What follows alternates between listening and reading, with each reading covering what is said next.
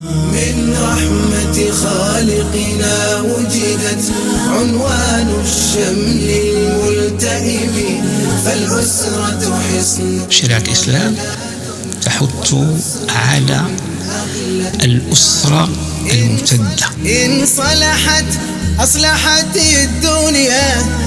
والذين يعيشوا اليوم حالات الطلاق بالآلاف، سبب ذلك هذا الاختيار الفاشل. ولزوجك فضل وحقوق لتكن رأيي لبناتي أصدقهن في هذا الرأي: ابتعدن عن هواتف أزواجكن، لا تتخون أزواجكن.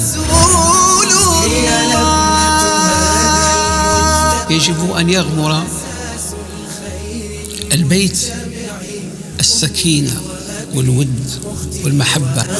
لا ريب يكون الخير معي. أن للأسرة أهمية بالغة، وهي أول تجمع منظم في تاريخ البشرية.